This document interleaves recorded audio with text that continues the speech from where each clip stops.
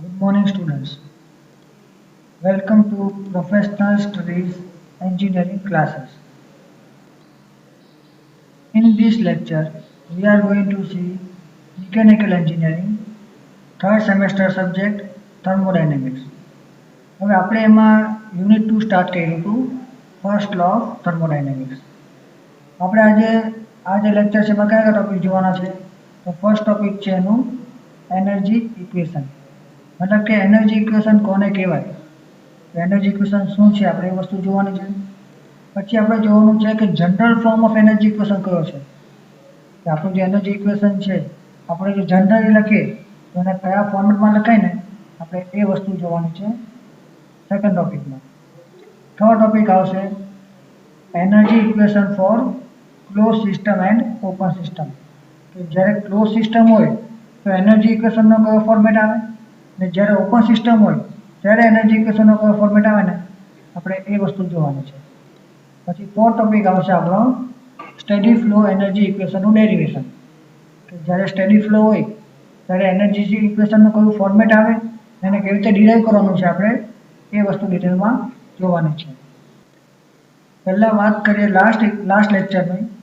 તો લાસ્ટ લેક્ચરમાં આપણે જોઈ ગયા હતા કે ઇન્ટરનલ એનર્જી છે જે પ્રોપર્ટી છે એનું પ્રૂફ આપવાનું. આપણે પ્રૂફ આપ્યું હતું બરાબર, કે ઇન્ટરનલ એનર્જી છે તે પ્રોપર્ટી છે. એમાં આપણે કેલ્ક્યુલેશન જોઈ ગયા હતા, બે પ્રોસેસ જોઈ હતી. પછી આપણે જોયું હતું કે સાયન્સ, કે જ્યારે મારા સિસ્ટમ અને સરાઉન્ડિંગ વચ્ચે એનર્જી ઇન્ટરેક્શન થાય હીટ અને વર્કના ફોર્મમાં, બરાબર, તો એમાં કઈ કઈ સાયન્સ મારે લેવાની છે. તો આપણે જોઈ ગયા હતા કે પોઝિટિવ ક્યારે લેવાનું, નેગેટિવ ક્યારે લેવાનું વર્ક, પછી હીટ પોઝિટિવ ક્યારે લેવાય, હીટ નેગેટિવ ક્યારે લેવાય, પછી ઇન્ટરનલ એનર્જી ક્યારે પોઝિટિવ લેવાશે અને ઇન્ટરનલ એનર્જી ક્યારે નેગેટિવ લેવાશે. આપણે બધી વસ્તુ જોઈ ગયા હતા લાસ્ટ લેક્ચરમાં. એના પછી આપણે જોઈ ગયા હતા first law of thermodynamics for open system.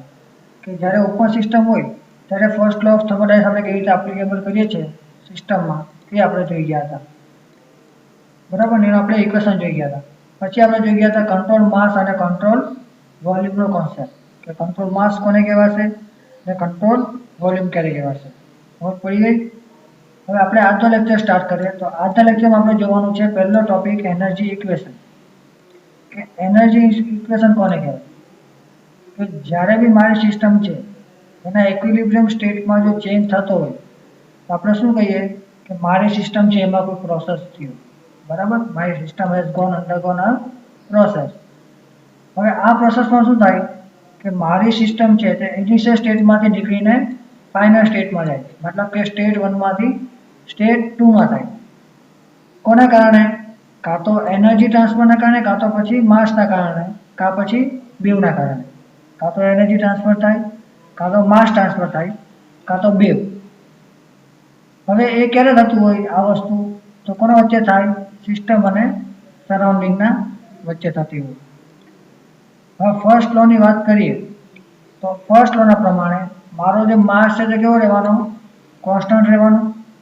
પછી બીજું શું હતું કે આપણે જે એનર્જી છે એનું ક્રિએટ બી નહીં થાય અને ડિસ્ટર્બ બી થાય, એટલે કે તમે એનર્જી બનાવી બી નહીં શકો અને એને નાશ બી નહીં કરી શકો.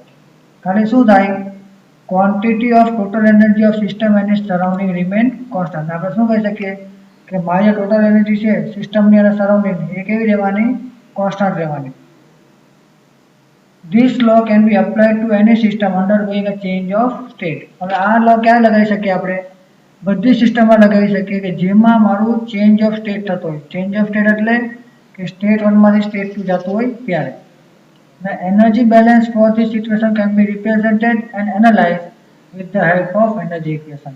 હવે જો આપણે એનર્જી બેલેન્સ કરવું હોય આ સિસ્ટમ માટે કે પછી આ સિચ્યુએશન માટે તો શું કરવું પડે? આપણે એનર્જી ઇક્વેશનની હેલ્પ લેવી પડે અને આપણે પછી એના પરથી એનાલિસિસ કરી શકીએ, બરાબર. આ છે આપણું એનર્જી ઇક્વેશન. પછી વાત કરીએ તો જનરલ એનર્જી ઇક્વેશન.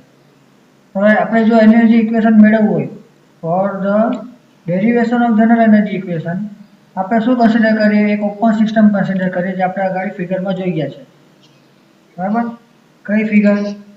આપણે આ જે ફિગર હતી, આ જે ફિગર છે કન્સિડર કરી લો કે આ એક ઓપન સિસ્ટમની ફિગર છે 2.7. તો એના પ્રમાણે આપણને શું ખબર પડશે કે જો માસ m1 એન્ટર થાય છે મારો માસ 1 છે ફ્લુઇડનું, એ મારા સિસ્ટમમાં એન્ટર થાય છે એટ સેક્શન 11 અને જેની હાઇટ કેટલી છે z1 વિથ રિફરન્સ ટુ પ્લેન. ને શું થયું, માસ m2 છે તે સિસ્ટમમાંથી બહાર નીકળે છે એટ સેક્શન 22 તો જ્યાં એની હાઇટ કેટલી છે z2 જેટલી. આ જે થિયરી છે આખી આપણે આગળ જોઈ ગયા જ છીએ. પાછું કન્ટિન્યુ કરીએ તો fluid have pressure P1, specific volume V1 અને વેલોસિટી C1.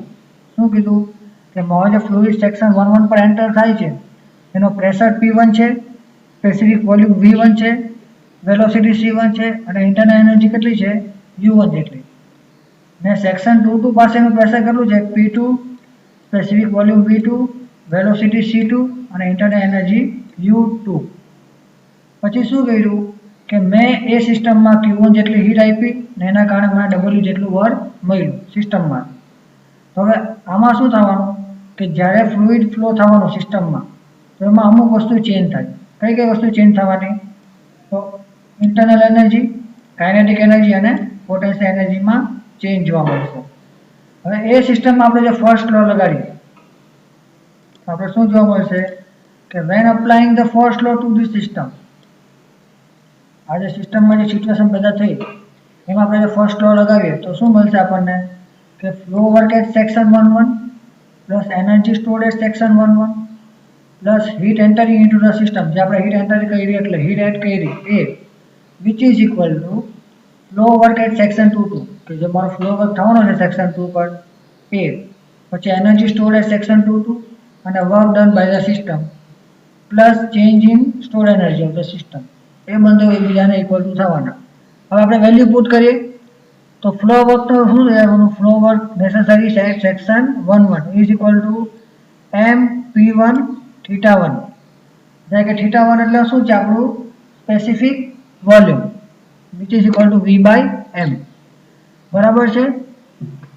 પછી આવે સ્ટોર્ડ એનર્જી એટ સેક્શન 11, તો સ્ટોર્ડ એનર્જી કઈ કઈ થવાની, આપણી ઇન્ટરનલ એનર્જી પ્લસ આપણી કાઇનેટિક એનર્જી પ્લસ આપણી પોટેન્શિયલ એનર્જી, ત્રણનો સરવાળો છે એટલે આપણું શું થઈ જવાનું સ્ટોર્ડ એનર્જી.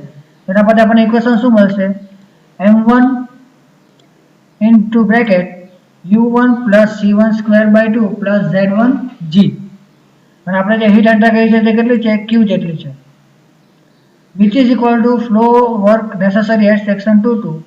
એના પછી શું મળશે m2 p2 q2 plus m2 u2 plus c2 square by 2 plus z2g plus w plus delta e. હવે આપણે જો આ ઇક્વેશનને જો પ્રોપરલી ગોઠવીએ, મતલબ કે મારા m1 ને આ જે વસ્તુ છે એમાંથી મેં શું કરું, આ તો આ જે એલિમેન્ટ છે એમાં મેં શું કરું m1 કોન્સ્ટન્ટ કાઢી લઉં, કોમન કાઢી લઉં, તો m1 into p1 θ1 plus u1 plus c1 square by 2 plus z1g plus q which is equal to m2 p2 θ2. એમ આપણે શું કર્યું, હવે આ ટોપિકમાંથી આપણે m2 ને કોન્સ્ટન્ટ કાઢી લીધો એટલે આપણને શું મળી જશે, આપણે આ બ્રેકેટ મળી જશે m2 વાળું, m2 equal to p2 θ2 plus u2 plus c2 square by 2 plus z2g plus w plus delta e. હવે આપણને જો ખબર છે કે આપણી જે એન્થાલ્પી છે, એન્થાલ્પી એટલે શું થવાનું આપણું flow work plus internal energy, મતલબ કે p2 θ2 plus u2 is equal two આપણું h2 થઈ જશે અને p1 θ1 plus u1 is equal two શું થઈ જવાનું આપણું h1. એટલે આપણને આ ફાઇનલ ઇક્વેશન મળશે m1 બ્રેકેટમાં h1 plus c1 square by 2 plus z1g plus q which is equal to m2 બ્રેકેટમાં h2 plus c2 square by 2 plus z2g bracket close plus w plus delta e. ને આ જે આપણને equation મળ્યો એને શું કહેવાશે, આપણું જનરલ એનર્જી ઇક્વેશન. સમજ પડી ગઈ જનરલ એનર્જી ઇક્વેશન ક્યાંથી આવ્યું. હવે આપણે વાત કરીએ તો energy equation for close system. હવે જો માની લો કે મારી સિસ્ટમ ક્લોઝ છે તો મારે શું કન્સિડર કરવું પડે કે એમાં કોઈ બી માસ ફ્લો નથી થતો બાઉન્ડ્રીમાં, કે એની જે બાઉન્ડ્રી છે સિસ્ટમની સરાઉન્ડિંગ એમાં કોઈ બી માસ ફ્લો નથી થતો. એટલે શું લેવાનું m1 is equal to m2 equal two 0, એટલે કે માસ ફ્લો રેટ મારો 0 છે. તો જે આપણે ઉપર ઇક્વેશન જોઈ ગયા જનરલ એનર્જી ઇક્વેશન એમાંથી શું મળશે કે q is equal two w plus delta e, આટલી વસ્તુ બચવાની બાકી બધું 0, કેમ કે m1 બી 0 અને m2 બી 0 છે એટલે. આ ડેલ્ટા ની વાત કરીએ તો ડેલ્ટા શું છે આપણું change in system store energy. તો એટલે શું થઈ જશે ડેલ્ટા બરાબર ડેલ્ટા પી પ્લસ ડેલ્ટા કે પ્લસ ડેલ્ટા યુ. જ્યારે કે ડેલ્ટા પી એટલે શું છે change in potential energy, delta કે એટલે શું થઈ જવાનું ચેન્જ ઇન કાઇનેટિક એનર્જી, અને ડેલ્ટા યુ એટલે શું થઈ જશે ચેન્જ ઇન ઇન્ટરનલ એનર્જી. એટલે આપણને ટોટલ મળી જશે change in energy delta E. પછી જોઈએ energy equation for open system. તો જ્યાં ફ્લુઇડ ફ્લો થતું હોય બરાબર ઓપન સિસ્ટમમાં, તો એમાં બે ટાઈપના ફ્લો આવશે, કાં તો ટ્રાન્સિયન્ટ ફ્લો આવશે કાં પછી સ્ટેડી ફ્લો આવશે. ટ્રાન્સિયન્ટ ફ્લો એટલે શું થઈ જાય અનસ્ટેડી ફ્લો. તો ટ્રાન્સિયન્ટ ફ્લોને શું કહેવાય તો fluid flow through open system in which the thermodynamic properties of the fluid and the flow rate very with time. શું કીધું કે મારી જે ફ્લુઇડ પ્રોપર્ટીઝ છે તે બી ચેન્જ થવાની છે, એનો ફ્લો રેટ બી ચેન્જ થાય ટાઈમ સાથે, તો એને શું કહેવાશે આપણું ટ્રાન્સિયન્ટ ફ્લો કાં પછી અનસ્ટેડી ફ્લો. ને જો મારી સિસ્ટમની કે ફ્લુઇડની જે બધી પ્રોપર્ટીઝ છે થર્મોડાયનેમિક પ્રોપર્ટી એ બધી જગ્યાએ સેમ રહેવાની બરાબર, રિમેન્સ કોન્સ્ટન્ટ વિથ ટાઈમ, તો એને શું કહેવાશે સ્ટેડી ફ્લો કહેવાશે. બરાબર. હવે આપણે સ્ટેડી ફ્લો અને ટ્રાન્સિયન્ટ ફ્લો જોઈ ગયા. હવે સ્ટેડી ફ્લો માટેની કન્ડિશન્સ આવશે. તો સ્ટેડી ફ્લોની કન્ડિશન્સ કઈ કઈ આવે તો કન્ડિશન્સ ફોર સ્ટેડી ફ્લો, કે મારો કોઈ બી ફ્લો છે તો સ્ટેડી ક્યારે કહેવાય. શું કીધું energy flow rate across the boundary of the system remain constant with time. કે મારી જે એનર્જી ફ્લો થતી છે સિસ્ટમના અંદર એ કેવી રહેવાની કોન્સ્ટન્ટ રહેવાની. પછી mass flow rate of incoming fluid remain constant, કે મારું જે ફ્લુઇડ એન્ટર થતું છે સિસ્ટમમાં એનો mass flow rate be constant રહેવાનો. અને બીજું કે જે આઉટગોઈંગ ફ્લુઇડ છે એ બી કોન્સ્ટન્ટ રહેવું જોઈએ, કે મારો જે માસ ફ્લો રેટ છે આઉટગોઈંગ ફ્લુઇડનો કે જે મારા સિસ્ટમમાંથી બહાર નીકળે છે એ બી શું રહેવું જોઈએ કોન્સ્ટન્ટ રહેવું જોઈએ. પછી total mass of incoming flow should be equal to the total mass of outgoing flow, કે ટાઈમ પ્રમાણે જો આપણે કેલ્ક્યુલેટ કરીએ તો જેટલું ફ્લુઇડ ઇનલેટ થતું છે ને એટલું ફ્લુઇડ આઉટલેટ થવું જોઈએ, કે જેટલું એન્ટર થયું એટલું જ એક્ઝિટ થવું જોઈએ. Fluid property at the system at any point should remain constant with time. તમારી જે ફ્લુઇડની પ્રોપર્ટી છે તે બધા પોઈન્ટ પર કોન્સ્ટન્ટ રહેવી જોઈએ વિથ રિસ્પેક્ટ ટુ ટાઈમ. બરાબર. હવે આ બધી કન્ડિશન હતી સ્ટેડી ફ્લો માટે. હવે આપણે જોવાનું છે derivation of steady flow energy equation. Derive કરીએ ઇક્વેશન સ્ટેડી ફ્લો એનર્જી ઇક્વેશનનો. તો માની લો કે આ કોઈ સિસ્ટમ છે, કન્સિડર કરી લો. એમાં સેક્શન 1 ઇનલેટનો છે, સેક્શન 2 આઉટલેટનો છે. આ ફ્લુઇડ જ્યારે ઇનલેટ થાય છે તો કઈ હાઇટ પર ઇનલેટ થાય છે તો રેફરન્સ પ્લેનથી Z1 હાઇટ જેટલી પર એ ઇનલેટ થાય છે અને Z2 હાઇટ જેટલા પર એ આઉટલેટ થાય છે.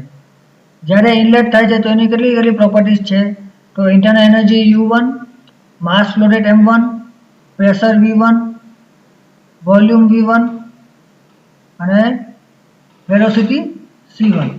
બરાબર છે. સેમ રીતે આઉટલેટ માટે શું આવશે U2, M2, P2, V2, C2. હવે જ્યારે કે મારું સ્ટેડી ફ્લો છે તો જેટલો માસ એન્ટર થાય છે એટલો જ માસ આઉટલેટ થવાનો.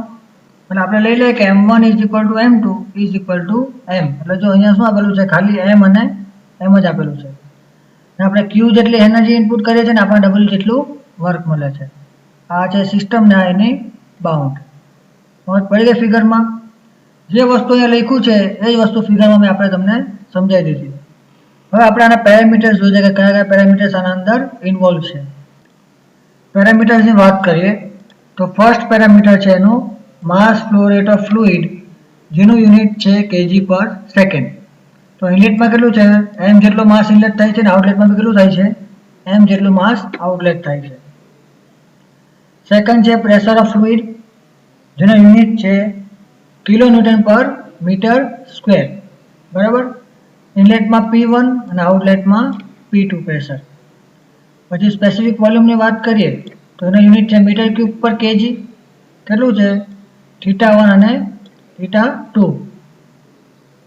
પછી સ્પેસિફિક ઇન્ટરનલ એનર્જીની વાત કરીએ યુનિટ છે કિલો જૂલ પર kg.